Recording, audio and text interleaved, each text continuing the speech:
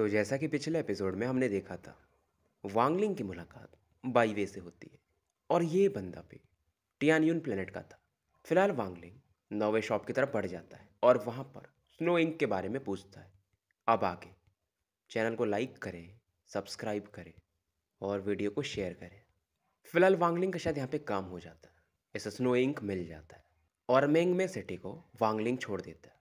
और ये जो स्नो इंक है, इसकी एक खास बात है, ये काफ़ी महंगा इसलिए मिलता है कि अगर मान लो किसी ने आप पे अटैक किया और आपका जो ओरिजिन सोल है आपकी बॉडी से निकल गया, लेकिन अगर आपने स्नो इंक का एक दो बूंद डाल लिया तो आप बच तो जाओगे। फिलहाल वांगलिंग मैंगमे सिटी के बाहर में एक पहाड़ी पे बैठा हुआ था और ये सेटुनान को बुलाता है। सेटुनान तुरंत ही रेस्पॉन्ड करते हैं और वांगलिंग कहते हैं कि मुझे वो जो शैंकलैन का शॉप है ना, वहाँ से स्नो इंक चाहिए। सेटुनान हंसते हैं और कनेक्शन काट देते हैं और कुछ दिन बीतते हैं और पूरे स्ट्रेट प्लेनेट पे अफरा तफरी मच चुका था। हेवन सिटी, अर्थ सिटी यहाँ का ऐसे लूटा जा चुका था और ये जो भी बंदा था ये टॉप क्वालिटी के ट्रेजर्स को लूट चुका था। सिटी लॉर्ड का जो मेंशन था उसे भी लूटा जा चुका था और देखते देखते पूरे 9 शहर यानी मैंगमे सिटी भी इसमें इंक्लूडेड था, एक मिस्टीरियस लुटेरा द्वारा लूटा जा चुका था। और इस चीज़ को देखते हुए 5 एसेंडेंट कल्टिवेटर 9 शहर के मिलके इस बंदे पर अटैक करते हैं। लेकिन इस बैटल में भी इन 5 एसेंडेंट कल्टिवेटर्स को पीछे हटना पड़ता है और ये बंदा वहाँ से निकल जाता है। वहीं वांगलिंग वहीं जगह उसी जगह बैठा था, मैंगमे सिटी की तरफ देख रहा था। तीसरे दिन वांगलिंग स्माइल करता है और अपना जो टोपी था उसे पहन लेता है और इसकी तरफ एक बंदा बढ़ रहा था जिसके पीछे बहुत सारे लोग पड़े हुए थे। सिटो पलट के देखता है, फिर से हंसता है कि तुम लोग मुझे क्यों चेंज कर रहे हो बच्चों, मैं कोई लड़की थोड़ी हूँ और तुम लोग मुझे ज़्यादा परेशान करोगे तो फिर से आके लूटूंगा। सेटू आगे बढ़ते हैं, वांगलिंग को अपने पावरफुल फोर्स से खींच लेते हैं और दोनों यहाँ से निकल जाते हैं और हंस के कहते हैं इस बार तो मस्त कमाई हुई है। इधर लोग चिल्ला रहे थे पागल चोर रुक जा, और पलक झपकते इस प्लेनेट का भी जो एटमॉस्फेयर था यहाँ से ये बाहर निकल चुके थे क्योंकि सेटू जानते थे यहाँ की दुकान है, इनके जो मालिक होते हैं इनका कनेक्शन काफ़ी गहरा होता है, तो कोई पावरफुल बंदा यहाँ पर आ सकता है, इसलिए यहाँ से पहले ही भाग जाओ। और ये बताते हैं कि ये और फस सुसाको ऐसे काम बहुत पहले भी किया है और सेटुनान को इस बात में मज़ा आता था। फिलहाल ऊपर पहुंचने के बाद, स्पेस में एंटर करने के बाद वांगलिंग स्टार कॉम्पस निकालता है और ये और तेज़ी से निकल जाते हैं। अब सेटो इस दौरान वांगलिंग को पूरा एक बॉटल स्नो इंक का पकड़ा देते हैं और उसके बाद सेटो बाकी चीज़ें चेक करते हैं जो इन्होंने लूटा था और चेहरे पर एक अलग स्माइल था और कहते भी हैं नॉट बैड, पिछले बार से तो बहुत लूटा हो। वांगलिंग भी जब देखता है तो हैरान था कि यार चुराना कोई बुरी बात थोड़ी है, मैं भी फ्यूचर में यही करूँगा। अब ये लोग आगे बढ़ते हैं, 15 दिन निकल जाते हैं और एक नेब्यूला जैसा कुछ दिखता है। सेटू अब फाइनली कहते हैं कि अब मुझे यहाँ से जाना पड़ेगा। वांगलिंग इनसे पूछते हैं आपके पास ठीक ठाक मैजिकल ट्रेजर तो है? सेटू हंसते हैं कि काफ़ी तो नहीं है, लेकिन मैं जहाँ भी जाऊँगा चुराते हुए जाऊँगा, तो हो जाएगा। और वो जो प्लेनेट था या नेब्यूला जो भी था उसकी तरफ इशारा करके बोलते हैं कि यहाँ पर मैं और फर्स्ट ओजाकू पहले भी आए थे। फिलहाल मैं जहाँ पर जा रहा हूँ तुम्हारे टियान्युन प्लेनेट से बहुत दूर है, तो अब हमारे रास्ते अलग होंगे। सेटू अब एक तलवार निकालते हैं, उसके ऊपर बैठ जाते हैं और फिर वांगलिंग की तरफ देख कर कहते हैं कि देखो टियान्युन प्लेनेट बहुत स्ट्रेंजर्स हैं वहाँ पे, तुम्हारे लिए नया दुनिया है, तो सावधान रहना। लेकिन अपना गर्व कभी मत भूलना, किसी के सामने झुकना नहीं है, लेकिन जल्दी प्रॉब्लम मत करना। अगर कोई बड़ा प्रॉब्लम हो तो फेंगलुवान प्लेनेट पे तुम मुझे आ सकते हो ढूंढने के लिए। वांगलिंग भी कहते हैं कि हाँ अगर तुम्हें कोई प्रॉब्लम हो तो टियान्युन प्लेनेट पे आ सकते हो, तुम्हें कोई नहीं छुएगा। सेटो भी हंसते हैं कि बहुत अच्छी बात, लेकिन अगर तुम्हारा जगह ऐसे छोटा रहा तो मैं नहीं आऊँगा, तुम अपना खुद का सेक्ट बना लेना टियान्युन प्लेनेट पे और वहाँ पर मैं हेड एल्डर बन जाऊँगा। सेटो अब जाने लगते और इस बार एकदम धीरे सा बोलते हैं, एकदम प्यारी आवाज़ में कि वांगलिंग ध्यान रखना, और फिलहाल ये यहाँ से निकल जाते हैं। वांगलिंग भी धीरे से बोलता है कि सेटो ध्यान रखना। वांगलिंग उसी तरफ देख रहा था, सेटो जा चुके थे। वांगलिंग जानता था बिना सेटो के ये इस लेवल पर कभी पहुंच ही नहीं सकता था। हैविंग डिफाइंड बीट से लेकर के इस दुनिया में रहना कैसे है, सब चीज़ इसे सेटो ने समझाया था, बहुत सारी टेक्निक्स। एक तरह से इसका ये टीचर था और ये सोचता है क्या इस लाइफ टाइम में मैं सेटो से दोबारा मिलूंगा। और सेटू जिस तरफ गए थे उस तरफ ये झुक करके कोटाव करता है 3 बार और कहता है कि मैं वांगलिंग हेवेंस और अर्थ के सामने कभी नहीं झुका, बस अपने मम्मी पापा को रेस्पेक्ट देता हूँ। और सेटू तुम तीसरे बंदे हो जिसे मैं रेस्पेक्ट देता हूँ। इमोशंस को ये दबाता है और फिर अपनी दिशा में निकल जाता है और इसका दिशा सेटू से जस्ट अपोजिट था। सेटू के जाने के बाद, सॉरी वांगलिंग के जाने के बाद सेटू यहाँ पर वहीं पे प्रकट होते हैं और वांगलिंग की तरफ देखकर सोचते हैं कि क्रूएल कल्टिवेटर्स रास्ता तुम्हारा टफ होगा, वांगलिंग, लेकिन बिना इन रास्तों के तुम आगे नहीं बढ़ सकते। लेकिन तुमने अपना एक अलग रास्ता बना लिया, एक अवतार बनाया है। मैंने तुम्हें डेमोनिक पाथ सिखाया था, मैं अंदर से भी पूरा डेमन ही हूँ, लेकिन तुम अलग हो। और ये कहते हैं लिटिल फ्रेंड, फेयरवेल। फिर ये निकल जाते हैं। अब ये जो वांगलिंग के अगले टीचर थे, जिन्हें कि इन लोगों ने ऑल सीर भी कहा है, यानी आप टियान्युन भी कह सकते हो, जो कि टियान्युन प्लेनेट की हैं, उन्होंने वांगलिंग के माइंड में एक मैप छोड़ा था। तो वांगलिंग उसी को फील करके आगे बढ़ रहा था। और रास्ते में ही वांगलिंग वॉइडवुड स्टोन और स्नो इंक यूज़ करता है ताकि स्टार कंपास को रिफाइन कर सके। और 3 महीने और निकल जाते हैं, कुछ महीने और निकल जाते हैं, क्योंकि इस फ्यूज़न में बहुत लंबा समय लगता है। 6 महीने टोटल गुजर चुके थे और वांगलिंग अब टियान्युन प्लेनेट के काफ़ी करीब था। और इस दौरान ये काफ़ी बदल भी जाता है। इसका जो चमड़ी था, जो कि सफ़ेद हुआ करता था, अब ये काफ़ी ज़्यादा डार्क हो चुका था। और जो इसका स्टार कंपास था, वो रिफाइन होने के बाद सिल्वर ड्रैगन टाइप शेप ले चुका था। समय बीतता है और 6 महीने निकल जाते हैं। 1 साल से वांगलिंग प्लेनेट टियान्यून के लिए ट्रैवल कर रहा था। प्लेनेट तो दिखता है, पर अभी समय काफ़ी लगता है। और रास्ते में से बहुत सारे प्लेनेट्स दिखते हैं। कुछ प्लेनेट्स ऐसे खाली थे, कुछ पर कल्टीवेटर्स थे, और कई जगह तो ये लूटा मारी भी देखता है। समय बीत रहा था, 1 साल और निकल जाता है। और वांगलिंग के सामने एक नया स्टार सिस्टम था, मतलब नए तारे, नए ग्रह वगैरह। और वहाँ पर इसे एक पर्पल प्लेनेट दिखता है।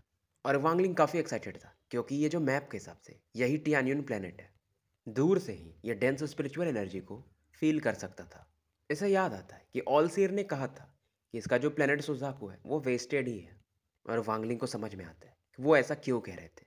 और वांगलिंग अब क्योंकि काफ़ी करीब था तो कहता भी है, ये एक्साइटेड था कि प्लेनेट टियान्युन, मैं वांगलिंग, मैं आ रहा हूँ।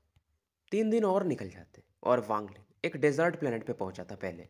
इसकी ओरिजिनल बॉडी इससे अलग होती है और इस प्लेनेट के कोर में चली जाती है, क्योंकि वहाँ पर बहुत पावरफुल हो गए तो इसकी एंशियंट बॉडी को समझ सकते हैं, एंशियंट गॉड बॉडी को। तो फालतू में ये फंस सकता है। और उसके बाद यह टियान्यून प्लेनेट की तरफ दोबारा से बढ़ता है।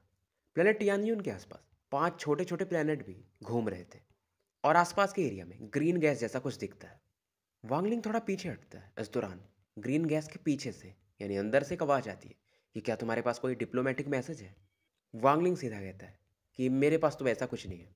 अब ये बंदा बोलता है कि आपके पास कोई इनविटेशन है। वांगलिंग नाम में सर हिलाता है। अब ये बंदा कहता है कि न तो तुम्हारे पास डिप्लोमेटिक मैसेज है, न तो इनविटेशन है, तो यहाँ से चले जाओ। और ये बंदा जाने लगता है। वांगलिंग सीधा बोलता है कि मैं सीनियर ऑल सीर को ढूंढ रहा हूँ। अब ये बंदा वापस पलटता है, ग्रीन गैस को थोड़ा सा साइड करता है और वांगलिंग से कहता है, क्या तुम प्लेनेट सुजाकू से आ रहे हो। वांगलिंग चौंक जाता है और हाँ में सर हिलाता है। अब ये बंदा भी स्ट्रेंज स्माइल देता है और फाइनली ये वांगलिंग को एंटर करने देता है और कहता है, जाओ। वैसे भी प्लेनेट, सॉरी, सीनियर ऑल सीर आपका वेट कर रहे हैं लंबे समय से। वांगलिंग भी सोचने लगता है, मतलब उन्हें पता था कि मैं आऊँगा। क्या उनके पास फ्यूचर देखने का, यानी टाइम को कैलकुलेट करने का कोई टेक्निक है क्या। और वांगलिंग अब फ्लाइंग स्वॉर्ड यूज़ करता है, क्योंकि स्पेस से ये प्लेनेट पर एंटर कर चुका था। और बेसिकली जो स्वॉर्ड था ये वांगलिंग के इशारे पे नहीं चल रहा था, वो ग्रीन गैस से बना था, तो सीधा इसे हेवनली फेट सेक्ट की तरफ लेके बढ़ जाता है। फाइनली ये सेक्ट पहुंच चुका था, जमीन पे उतरता है और वो तलवार भी गायब हो जाता है। अब ये जो हेवनली फेट सेक्ट था ये हवा में उड़ते हुए था और ये सेक्ट काफ़ी लाइवली था। वांगलिंग एक पहाड़ के पास में खड़ा था और सामने में एक बड़ा सा टेम्पल जैसा था, उसकी तरफ देखता है और उस तरफ बढ़ जाता है। अब जैसे ही ये सामने वाले माउंटेन पे पहुंचता है, यहाँ पर इसे कोई रोकता है। वांगलिंग भी रेस्पेक्ट दिखाता है और बोलता है कि मैं प्लेनेट सुजाकू से वांगलिंग हूँ और सीनियर ऑल सीर से मिलना चाहता हूँ। अब वहाँ से आवाज़ आती है, लेकिन अगर कोई भी हेवनली फेट सेक्ट में एंटर करना चाहता है तो उसे 3 ट्रायल्स देने पड़ते हैं, क्या तुम उन्हें एक्सेप्ट करना चाहोगे। वांगलिंग सीरियस था और पहले पूछता है कि वो क्या है। अब ये बंदा बताता है, पहला ट्रायल है ह्यूमन ट्रायल, दूसरा है अर्थ ट्रायल, और तीसरा है हेवन ट्रायल। ह्यूमन ट्रायल में हम तुम्हारे डाउ हार्ट को टेस्ट करते हैं, अर्थ ट्रायल में तुम्हारे कल्टीवेशन पावर को, और हेवन ट्रायल में तुम्हारे डोमेन पावर को। तो क्या तुम इसे देना चाहोगे। वांगलिंग स्माइल करता है कि हाँ मैं तैयार हूँ। अब यहाँ पर ये आगे बढ़ता है, जहाँ पर एक बोही ट्री था और इस पेड़ के नीचे 3 लोग बैठे हुए थे। यहाँ पर एक ओल्ड मैन थे और इनके सामने 2 लोग खड़े थे जो कि काफ़ी यंग थे। ये जो थे ये ओल्ड मैन टाइप थे। और इनमें से एक पूछता है कि टीचर, ये तो नया डिसाइपल आया है, आप इसके ट्रायल्स क्यों ले रहे हैं। अब ये ओल्ड मैन बोलते हैं कि मैंने इससे अपना स्टूडेंट बनाया, वो भी बाई कर्मा, और 100 सालों में इसका कल्टीवेशन इस लेवल पे पहुंच चुका है ये बंदा सिंपल नहीं है। अब उनमें से एक बंदा बोलता है, जो दो थे, कि आपका अगर कोई अट्रैक्शन पकड़ ले, मतलब अटेंशन आपका उस किसी और पे जा रहा है, मतलब वो बंदा कितना लकी है। अब ओल्डमैन कहते हैं, अगर ये टेस्ट पास कर जाता है तो इसे पर्पल क्लाउड पवेलियन ले जाना, और यहाँ से ये गायब हो जाते हैं। अब ये बंदा भी कहता है पर्पल क्लाउड पवेलियन, इंटरेस्टिंग। इनमें से जो एक बंदा था उसका नाम था जाओ। अब दूसरा बताता है कि जो पर्पल स्काई पैलेस है और जो दूसरा है पर्पल ड्रीम पैलेस, यहाँ पर बस टीचर के जो ट्रू डिसाइपल्स होते हैं वही रह सकते हैं। और इनमें से दूसरा बंदा कहता है, लगता है हमारा एक तीसरा और भाई बनने वाला है, ये अच्छा माहौल है। पर जाऊ को गुस्सा आता है और यहाँ से वो निकल जाता है। और ये जो बंदा था ये बोलता है लेकिन सही है, वो तो जा चुका था। इधर वांगलिंग उस ओवल रिंग ऑफ लाइट में एंटर करता है और एक अलग ही दुनिया में पहुंच जाता है। और यहाँ पर ये अपने दिल में एक उदासी फील करता है, अकेलापन। और वांगलिंग फील करता है, अच्छा तो इस जगह पर एंटर करते ही मेरे हार्ट्स में चेंज आने लगे। अब पहला टेस्ट था डाउ हार्ट। वांगलिंग की तरफ एक बंदा पड़ता है, पर वांगलिंग की बॉडी मूव नहीं करती है। और इसके सामने जो आ रहा था वो कोई और नहीं, ली मुआन थी, जो कि इसे एक हैप्पी स्माइल देती है। उसने कुछ कहा लेकिन वांगलिंग सुन नहीं पाता है। ली मुआन थोड़ा और क्लोज आती है और वांगलिंग सोचता है, तो ये है मेरा फर्स्ट ट्रायल, मेरे डाउ हार्ट से एक इल्यूजन बना है। वांगलिंग भी अब एक कदम आगे बढ़ाता है, ली मुआन के करीब जाता है और ली मुआन को पकड़ लेता है, यानी गले मिलता है और कहता है डाउ हार्ट, डाउ हार्ट। ली मुआन स्माइल करती है और यहाँ से गायब हो जाती है। अब इस समय हेवनली फेट सेक्ट में वो जो बोही ट्री था उसके नीचे वो जो बंदा बैठा हुआ था, वो आश्चर्यचकित होता है कि यार इस बंदे का विजडम बहुत सही है। क्योंकि नॉर्मल लोग क्या करते हैं फर्स्ट ट्रायल में, या तो अपने दिल को शांत करते हैं और इस चीज़ को अवॉइड करते हैं, या तो बाई फोर्स इसे तोड़ के निकल जाते हैं। पर ये बंदा ये अलग है, इसने डाउ को ही समझने की कोशिश की। और इस बंदे का मेथड जूनियर अप्रेंटिस ब्रदर सुनयुन के जैसा ही है। लेकिन सुनयुन वहाँ पे 67 दिन तक टिका था। देखते हैं ये कितने दिन तक टिकता है। अभी जो तीनों ट्रायल्स थे इसे ऑल सीर ने पर्सनली बनाया था। तीनों का जो ट्रायल था, यानी जो 3 ट्रायल्स थे, वो अलग अलग स्पेसेस में होते थे। जो वांगडिंग का ह्यूमन ट्रायल चल रहा था, यहाँ पर बहुत सारे पेड़, नदियाँ, झरने, ये सब देखने को मिलते हैं। एक गांव जैसा भी मिलता है। फिलहाल वांगलिंग मानो एक नई दुनिया में था और यहाँ पर इसके ग्रैंडफादर थे, इसके फादर थे। और फिलहाल ये वुड कार्विंग सीख रहा था। बहुत दिनों से ये फेल हो रहा था लेकिन फिर भी सीखते रहता है। इधर 83 दिन निकल जाते और वो जो बंदा था जेंटल स्माइल वाला, जो कि बोधि ट्री के नीचे बैठा था, वो भी आश्चर्यचकित था। ये बंदा नॉर्मल तो नहीं है। इवन जूनियर ब्रदर सुन यून 67 दिन ही टिके थे।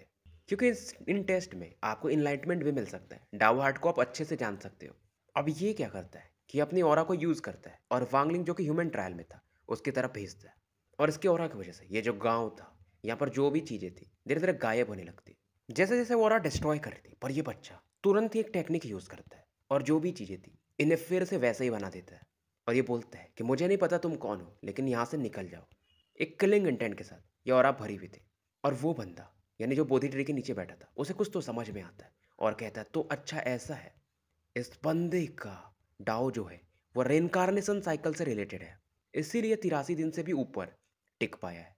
हर दिन ये बंदा एक नए रिनकारनेशन साइकिल को एक्सपीरियंस कर रहा है। इधर बच्चे को दिखाया जाता है जो कि बेसिकली वांगलिंग था, और उसके फादर इससे कहते हैं कि 84वें बार फिर से हम शुरू करते हैं। वांगलिंग बनाते रहता है। इधर हेवनली फेट सेक्ट के अंदर किसी को दिखाया जाता है, ऑल सीर को। ये अचानक से अपनी आंखें खोलते और स्माइल करते, ये बच्चा सही है। 10 दिन और बीत जाते और वांगलिंग फाइनली ह्यूमन ट्रायल से बाहर आता है।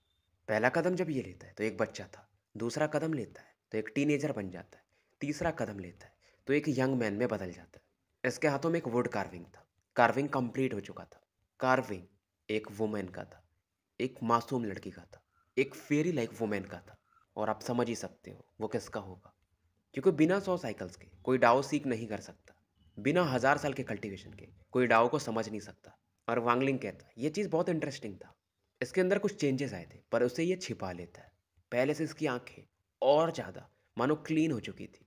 अब ये आगे बढ़ता है अर्थ ट्रायल के कल्टीवेशन टेस्ट के लिए। अर्थ ट्रायल का जो टेस्ट था, जैसे वांगलिंग एंटर करता है एक लाल दुनिया में ये पहुंच जाता है। अब वांगलिंग सोचता है ये कल्टीवेशन तो टेस्ट करने वाले हैं, पर किस तरीके से। और जैसे ही आगे जाता है नीचे से ज़मीन फटती है और पिलर ऑफ फ्लेम्स इसकी तरफ बढ़ने लगते हैं। और यहाँ पर इसके सामने एक फिगर प्रकट होते हैं जो कि फायर से भरे हुए थे, और ये अर्थ ट्रायल के गार्जियन थे, और कहते हैं कि मुझे हरा दो तो तुम आगे जा सकते हो। फिलहाल इनका बैटल शुरू हो जाता है और वांगलिंग इन्हें डिस्ट्रॉय कर देता है। ये आगे बढ़ता है पर ये समझ रहा था कि कोई ना कोई इसे देख तो रहा ही होगा। हेवनली फेट सेट का कि ये क्या कर रहा है। वांगलिंग दिमाग लगाता है और कहता है कि मैं इस टेस्ट को गिव अप करता हूँ। बोधि ट्री के अंदर जो बंदा बैठा था वो हैरान हो जाता है कि बंदा गिव अप करने में भी होशियार है, क्योंकि वांगलिंग अपना पूरा पावर किसी को दिखाना नहीं चाहता था। लेकिन इतना तो ये समझ जाता है कि ये सोल ट्रांसफॉर्मेशन के अर्ली फेज में है, जो कि बहुत बड़ी चीज़ नहीं है। इस दौरान एक बंदा जिसका नाम बाईवे था, जो कि वांगलिंग से मिला भी था, उस बोधि ट्री के नीचे आता है और इससे ये बंदा कहता है, तो थर्ड जूनियर ब्रदर फाइनली आप आ ही गए, तो आपने टीचर के लिए गिफ्ट लाया। पर इस दौरान बाईवे की भी नज़र उस स्पेस में जाती है और फाइनली ये बंदा बताता है कि ये वही बंदा है जिसे हमारे मास्टर ने सुजाकू प्लेनेट से पिक किया था। कुछ महीनों पहले ही आया है। ये तीनों ट्रायल दे रहा है, अब इसके तीसरे ट्रायल की बारी है। बाईवे से देखते ही पहचान जाता है और फाइनली ये दूसरा बंदा बताता है कि मास्टर ने बोला है ये पर्पल क्लाउड पवेलियन में रहेगा। अब ये सुनते ही बाईवे को गुस्सा आता है और फिलहाल ये यहाँ से निकल जाता है और जाने से पहले कहता है, आप मुझे 3000 साल पुराना 5 लीफ ग्रास दे दो, बदले में मैं आपको फायर क्रिस्टल दूंगा। अब ये जो जेंटल लुकिंग मैन था इसका सीनियर ब्रदर था, तो मान जाता है। अब जेंटल लुकिंग मैन ये सोचता है कि यार इसको टीचर ने उस जगह क्यों डाला, यानी पर्पल क्लाउड पवेलियन में। वहाँ पे इसका ग्रो करना काफ़ी मुश्किल होगा, सीधा उन्होंने इसको आग में झोंक दिया। अब इधर बारी थी हेवन ट्रायल की, जिसमें डोमेन को टेस्ट करना था और वांगलिंग इस समय उसमें भी एंटर कर चुका था और लोटस पोजीशन में बैठा था। इसकी आंखें बंद थी और ये कुछ सोच रहा था। फिलहाल यहाँ पर बैठे हुए इसको 30 दिन हो चुके थे और इस दौरान ये हेवन ट्रायल की मिस्ट्रीज को समझ रहा था। समय बीतते जाता है और मानो वांगलिंग को समय का कुछ पता ही नहीं चल रहा था। 51 दिन टोटल निकल चुके थे और वांगलिंग फाइनली अपनी आंखें खोलता है और इसे समझ में आ चुका था कि ह्यूमन टेस्ट हो या अर्थ टेस्ट हो या हेवन टेस्ट हो, ये तीनों अवसर हैं। अगर आप समझ जाओ तो आपको इनलाइटमेंट मिलेगा, आप पावरफुल बन सकते हो। और ये फाइनली बोलता है कि मैं गिव अप करता हूँ इस हेवन ट्रायल में भी, और फिर से ये ऐसी दुनिया में वापस आ जाता है। अब इसके सामने पर्पल कपड़ों में खड़ा एक बंदा पहले से खड़ा था और ये वांगलिंग से कहता है कि मेरा नाम जाओ जिंग शाह है, मैं फर्स्ट जनरेशन का डिसाइपल हूँ, यहाँ पे सबसे बड़ा हूँ, आप मुझे एल्डेस्ट ब्रदर कह सकते हो। वांगलिंग इन्हें ग्रीट करता है और फिलहाल जिंग शाह इसे लेकर पर्पल क्लाउड पवेलियन की तरफ बढ़ जाते हैं और जो भी चीज़ें थी यहाँ की जिंग शाह इसे रास्ते में बताते हैं। वांगलिंग पूछता है कि एल्डर ब्रदर जाओ ऑल सीर के टोटल कितने डिसाइपल्स हैं। जिंग शाह स्माइल करते हैं और फिलहाल इसे एक दूसरे रास्ते से ले जा रहे थे और रास्ते में बताते कि मास्टर ने टोटल 60 डिसाइपल्स को सेलेक्ट किया और हमें कैटेगरीज दी हैं, रेड, ऑरेंज, येलो, ग्रीन, सियान, ब्लू, पर्पल, और मैं और तुम पर्पल डिवीज़न में हैं। वांगलिंग की आंखों में एक चमक था। बेसिकली वो 7 डिसाइपल्स, मेरे हिसाब से 7 डिविजन्स होना चाहिए, मतलब 7 ग्रुप्स है। और जिंगशा बताते हैं लेकिन उन सातों डिविजन्स में हमारा जो पर्पल डिवीज़न है सबसे कमज़ोर है, तो हमें खुद समझ में आ जाएगा। फिलहाल ये एक माउंटेन पे पहुंच चुके थे जहाँ पर पर्पल कलर का टावर था और यहाँ पर बहुत सारे लोग अलग अलग टावर्स में कल्टीवेट कर रहे थे। कम से कम 10,000 लोग तो होंगे। और ये बताते हैं ये पर्पल डिवीज़न है, अगर तुम अपने डिवाइन सेंस को फैलाओगे तो वेस्ट साइड में तुम्हें पर्पल क्लाउड पवेलियन फील हो जाएगा। मुझे कुछ और काम है, तो मैं यहाँ से आगे तुम्हें नहीं लेके जा सकता। वांगलिंग समझ जाता है और इधर से जिंगशा निकल जाते हैं। वांगलिंग जानता था कि जायो जिंगशा ही था जो कि इसे ह्यूमन ट्रायल में डिस्टर्ब करने की कोशिश कर रहा था, इसीलिए फिलहाल वांगलिंग से कुछ बोलता नहीं है। और ये जो पर्पल पवेलियन था ये अभी भी काफ़ी दूर था, क्योंकि ये जो सेक्ट है ये खुद में बहुत बड़ा है, प्लेनेट से शायद बड़ा होगा। अब ये आगे बढ़ ही रहा था, तभी पर्पल क्लाउड पवेलियन से एक बंदा बाहर आता है और कहता है कि तुम अंदर नहीं आ सकते। ये कोई और नहीं, एक वुमेन थी पर्पल ड्रेस में, लेकिन उसकी आंखों में एक किलिंग इंटेंट भरा हुआ था। अब वांगलिंग भी सीधा पूछता है एकदम प्यार से कि क्यों। अब ये वुमेन कहती है कोई कारण नहीं है, बस तुम यहाँ नहीं रह सकते, कहीं और रह लो। वांगलिंग कुछ कदम पीछे हटता है और बैठ के कल्टीवेट करने लगता है, क्योंकि फिलहाल इसे आते ही परेशानी क्रिएट नहीं करना था। अब वांगलिंग को देखकर ये वुमेन कहती है तुम वहाँ भी नहीं बैठ सकते, 50 किलोमीटर के रेंज से तुम्हें बाहर रहना पड़ेगा पर्पल क्लाउड पवेलियन से, तो जाओ। अब वांगलिंग को गुस्सा आता है। ये लड़की भी सोल ट्रांसफॉर्मेशन के अर्ली फेज में थी, तो वांगलिंग को फर्क नहीं पड़ता था। वांगलिंग जब इसे घूरता है तो ये भी वांगलिंग को घूरती है और वांगलिंग जब शायद अपने ऑरा को रिलीज करता है इस वुमेन के पसीने छूटने लगते हैं। अब वांगलिंग शायद यहाँ से चला जाता है, लेकिन ये किसी को याद करती है कि सीनियर ब्रदर सुनियन, जब तक मैं जूनियर अप्रेंटिस सिस्टर आपकी यहाँ पर हूँ कोई आपको रिप्लेस नहीं कर सकता, कोई नहीं। इधर वांगलिंग 50 किलोमीटर की दूरी पर तलवार से गुफा बनाता है और यहीं रहने लगता है। और पर्पल क्लाउड पवेलियन के आसपास कुछ फॉग था, तो वांगलिंग यहाँ के रहस्य को भी नहीं समझ पाता है। वांगलिंग इधर रात का समय हो चुका था, अपने गुफे से बाहर निकलता है। पर्पल क्लाउड पवेलियन में टोटल 3 फ्लोर्स थे और वांगलिंग फर्स्ट फ्लोर पे प्रकट होता है। आसपास घूमने के बाद यह सेकंड फ्लोर पे जाता है जहाँ पर बेड वगैरह, चेयर्स वगैरह, बहुत सी चीज़ें इसे देखने को मिलती है। फिलहाल ऐसे चलते रहता है और 15 दिन वांगलिंग को हेवनली फेट सेक्ट में और गुजर जाते हैं और कोई इसको देखने, जांचने, पड़तालने आता भी नहीं है। और ज़्यादा जो भी लोग थे, ऐसे स्ट्रेंज लोग देते थे, कोई इसके करीब नहीं आना चाहता था। ऑल सीर भी इसे बुलाते नहीं। और इसका गुफा जहाँ पर था उसके 10 किलोमीटर के रेंज में कोई आता ही नहीं था। जाओ जिंगशा मानो वो भी गायब हो चुका था। और वो जो वुमन थी वो पर्पल क्लाउड पवेलियन के बाहर हर दिन प्रकट होती थी, आसपास देखती थी, फिर चली जाती थी। 17वें दिन वांगलिंग कल्टीवेट कर रहा था और तभी कुछ फील करता है और उसकी गुफा के पास दो लोग प्रकट होते हैं जो कि पर्पल रोब्स में थे। इनमें से एक थोड़ा मोटा था और एक थोड़ा पतला। और इनमें से एक कहता है कि कौन सा डिसाइपल है ये जो बिना परमिशन के यहाँ पर गुफा बनाया, बाहर आओ। वांगलिंग बाहर आता है, दोनों को देखता है। दोनों सोल ट्रांसफॉर्मेशन के अर्ली फेज में थे। अब इनमें से एक चिल्लाता है कि किसने बोला तुम्हें गुफा बनाने को? आधे घंटे का समय देता हूँ, इसे डिस्ट्रॉय कर दो, नहीं तो तुम्हें सजा मिलेगी। अब वांगलिंग को भी गुस्सा आता है कि भाई तुम कौन हो? अब ये इनमें से एक बोलता है कि हम पर्पल डिवीजन के डिसिप्लिनरी एल्डर्स हैं। फिलहाल वांगलिंग दिमाग लगाता है और इस गुफा को कोलैप्स कर देता है। अब इनमें से दूसरा बोलता है लेकिन तुमने गुफा तो डिस्ट्रॉय कर दिया पर तुमने रूल्स तोड़े हैं, तो चलो मेन हॉल, तुम्हारे क्राइम की सजा तुम्हें मिलेगी तो ज़रूर। अब वांगलिंग बोलता है यार मैं शांति से कल्टीवेट करना चाहता हूँ, फालतू चीज़ों में नहीं पढ़ना चाहता। ऐसा मुझे क्यों लग रहा है कि जब से मैं यहाँ पर आया हूँ कुछ ना कुछ प्रॉब्लम हो ही रहा है। और वांगलिंग अब सोल लैशर निकालता है और इन दोनों पे चला देता है। अब इनमें से एक चिल्लाता है कि तुम हमारे पे अटैक कर रहे हो। और जब तक ये रिएक्ट कर पाता, सोल लैशर एक का जो सोल था उसके बॉडी से 3 इंच बाहर निकाल देता और ये बंदा खून की उल्टी करता है। और साथ में वांगलिंग जो सेटो ने से टेक्निक सिखाई थी आर्क ऑफ लाइटनिंग, वो दूसरे बंदे पे यूज़ करता है। दूसरा बंदा काउंटर करने के लिए 7 ब्रोकन स्टार्स टेक्निक को यूज़ करता है।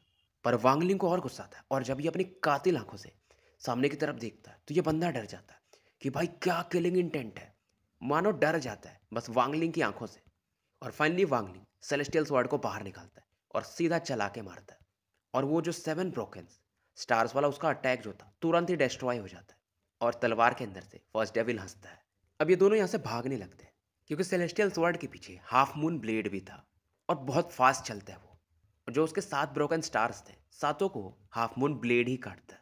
और ये कहता है कि हमें जायो जिंगशा की बात नहीं सुननी चाहिए थी, लेकिन शायद अब लेट हो चुका है। और जो एक एल्डर भाग रहे थे इनके सोल को ही ये पकड़ लेता है और वांगलिंग यहाँ पर रेस्ट्रिक्शंस को एक्टिवेट कर देता है। फाइनली एल्डर चिल्लाता है कि मैं डिसिप्लिनरी एल्डर हूँ, तुम अगर ऑल सीर के डिसाइपल भी हो तो भी मुझे मार नहीं सकते, अगर मारोगे तो तुम्हें सेक्ट पनिश करेगा। अब वांगलिंग कहता है मतलब तुम्हें मेरी आइडेंटिटी पता है। और फिलहाल इसके ओरिजिन सोल को इसकी बॉडी में डाल देता है।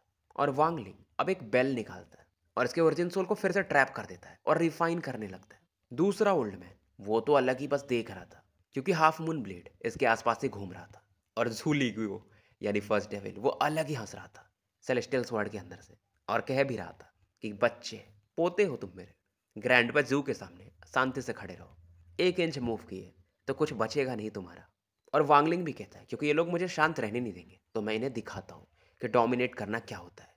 और वांगलिंग अब बोलता है अब ये बताओ कि पर्पल क्लाउड पवेलियन में पहले कौन रहता था।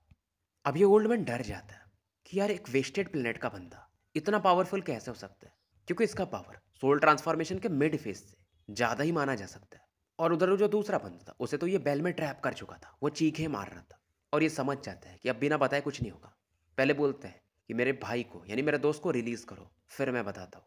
वांगलिंग फिर से कोल्ड लुक देता है और फाइनली ये बोलता है कि हमारे एंसेस्टर ने यानी ऑलसीर ने बस 7 ही डिसाइपल सेलेक्ट किए, तो हर एक डिवीजन से 7 डिवीजन्स बने। मतलब जैसे वो पर्पल डिवीजन है तो पर्पल डिवीजन में से बस एक ही बंदा होगा जो उनका ट्रू डिसाइपल बनेगा। बाकी जो भी डिवीजन है सब में सेम है तो एक डिवीजन में बहुत सारे डिसाइपल्स, पर एक ही ऑल सीर का ट्रू डिसाइपल बनता है हर एक डिवीजन से।